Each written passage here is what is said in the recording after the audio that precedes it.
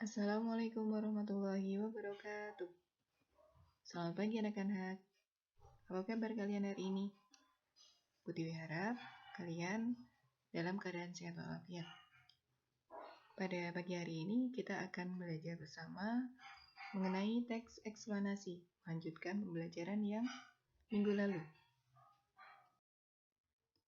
Kompetensi dasar yang perlu kita pahami, yang perlu kita ketahui, yaitu 3.3 meringkas teks penjelasan atau eksplanasi dari media cetak atau elektronik. Jadi, setelah pembelajaran ini, kita diharapkan untuk bisa meringkas teks eksplanasi dari media cetak ataupun media elektronik. Sebelum kita lanjut ke langkah-langkah memahami teks eksplanasi, kita akan mengingat apa itu teks eksplanasi. Teks eksplanasi adalah teks yang berisi tentang penjelasan fenomena alam, sosial, ilmu pengetahuan, dan budaya. Teks eksplanasi juga bersifat keilmuan, di mana penjelasannya harus berisi informasi berdasarkan fakta. Untuk struktur teks eksplanasi tersebut berbeda dengan struktur teks eksplanasi struktur teks pada umumnya. Strukturnya itu menjadi 3 bagian, ya. Kemarin kita sudah belajar, yaitu strukturnya ada pernyataan umum, deretan penjelas, dan kesimpulan. Berikut langkah-langkah memahami teks eksplanasi. Yang pertama, menemukan kata kunci dalam teks eksplanasi. Yang kedua, membuat dan menjawab pertanyaan-pertanyaan yang berkaitan dengan teks eksplanasi. Yang ketiga, menggunakan peta pikiran atau peta konsep. Yang terakhir, membuat ringkasan dan kesimpulan. Untuk yang pertama, dengan menemukan kata kunci dalam teks eksplanasi. Kata kunci itu apa? Yaitu kata-kata yang penting dan biasanya sering muncul dalam teks bacaan. Jadi munculnya berulang-ulang dalam teks tersebut. Kita langsung ke contoh ya. Perhatikan paragraf di bawah ini. Ini hanya cuplikan dari sebuah teks bacaan. Saya ambil satu paragraf. Sumber energi panas adalah segala sesuatu yang dapat menghasilkan panas. Kayu yang dibakar menghasilkan energi panas. Kompor yang dinyalakan menghasilkan energi panas. Gesekan antara dua benda juga dapat menghasilkan energi panas. Ini membuktikan bahwa kayu yang dibakar, kompor yang dinyalakan, serta gesekan antara dua buah benda merupakan sumber energi panas.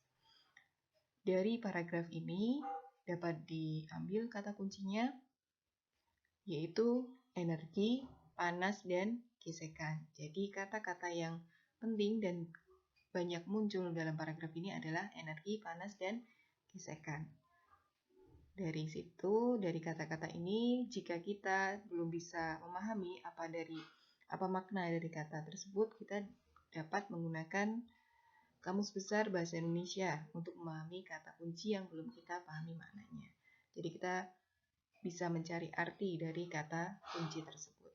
Sehingga kalau kita sudah tahu apa maknanya, jadi kita bisa memahami, kita bisa mengetahui isi dari paragraf tersebut. Yang berikutnya, membuat dan menjawab pertanyaan-pertanyaan yang berkaitan dengan teks bacaan. Yang pertama, kita perlu membuat pertanyaan. Nah, pertanyaan itu kita buat untuk mengetahui apa sih isi dari teks bacaan. Nah, kita di semester 1 kemarin sudah belajar tentang cara membuat pertanyaan. Nah, cara membuat pertanyaan itu dengan menggunakan kata tanya, apa, siapa, di mana, kapan, mengapa, dan bagaimana. Nah, dari pertanyaan tersebut, kita juga bisa langsung menjawab pertanyaan yang disajikan yang berkaitan dengan isi teks eksplanasi. Setelah menjawab pertanyaan-pertanyaan yang telah kita buat tadi, kita gabungkan jawaban-jawabannya dan dikembangkan menggunakan kalimat kita sendiri. Langsung ke contoh, ini juga cuplikan dari teks bacaan. Bu Tiwi ambil satu paragraf. Sumber energi panas adalah segala sesuatu yang dapat menghasilkan panas. Kayu yang dibakar menghasilkan energi panas. Kompor yang dinyalakan menghasilkan energi panas. Gesekan antara dua buah benda dapat menghasilkan energi panas. Ini membuktikan bahwa kayu yang dibakar, kompor yang dinyalakan, serta gesekan antara dua buah benda merupakan sumber energi panas. Pertanyaannya, kita buat pertanyaannya, apa yang disebut dengan sumber energi panas? Jawabannya, sumber energi panas adalah segala sesuatu yang dapat menghasilkan panas. Dari pertanyaan dan jawaban ini, kita bisa mengetahui apa isi dari teks bacaan. Di sini dari contohnya itu kita menggunakan kata tanya apa, ya. Terus lalu dari jawabannya kita bisa gabungkan dari jawaban pertanyaan paragraf 1, paragraf 2, serta paragraf seterusnya, dan kita gabungkan menjadi sebuah paragraf menggunakan kalimat kita sendiri. Berikutnya, menggunakan peta pikiran atau yang biasa disebut dengan peta konsep. Peta konsep ini merupakan cara mencatat yang disajikan dalam bentuk bagan-bagan yang berisi kata kunci. Kata kunci tadi kita sudah belajar di depan, ya. Di slide sebelumnya, kata kunci itu adalah kata yang sering muncul, kata-kata penting yang sering muncul, yang diulang dalam suatu teks. Dari peta pikiran ini kita dapat mudah memahami informasi penting dari suatu teks. Hal yang perlu diperhatikan, yang pertama, tentukan pokok pikiran dari teks. Yang kedua, catat kata kunci dan pokok pikiran tersebut dalam bentuk poin-poin. Dan yang ketiga, tuliskan kata kunci dan pokok pikiran di dalam sebuah bagan. Nah, kita mengingat lagi pembelajaran berikut sebelumnya, pokok pikiran. Nah, di sini kita dari langkahnya itu ada tentukan pokok pikiran. Pokok pikiran itu apa? Pokok pikiran itu tidak lain adalah ide utama ataupun pikiran utama ataupun gagasan utama, gagasan pokok. Jadi sebuah inti dari pembicaraan dari paragraf tersebut atau teks tersebut. Nah, dari ini ada contoh cuplikan bacaan, ya. Judulnya, Dampak Negatif Interaksi Manusia dengan Lingkungan Alam. Sungai bukan hanya sebagai pelengkap lingkungan, namun juga bisa memberikan banyak manfaat. Aliran air sungai dapat dimanfaatkan untuk irigasi, lahan pertanian, perikanan, sumber air bersih, sarana transportasi, dan pembangkit listrik. Dengan demikian, secara garis besar dapat disimpulkan bahwa keberadaan sungai merupakan hal penting dan berpengaruh bagi kehidupan manusia. Kata kuncinya, sungai, manfaat, dan air. Untuk pokok pikirannya atau ide paragrafnya yaitu manfaat aliran air sungai untuk kehidupan manusia. Jadi dari kata kunci itu kita pakai di pokok pikiran. Kita pakai untuk membuat pokok pikiran, ya. Ada sungai, manfaat air, lalu kita turunkan menjadi pokok pikiran menjadi sebuah kalimat, yaitu manfaat aliran air sungai untuk kehidupan manusia. Jadi tidak lain, ini adalah ide atau gagasan pokok dari sebuah paragraf tersebut.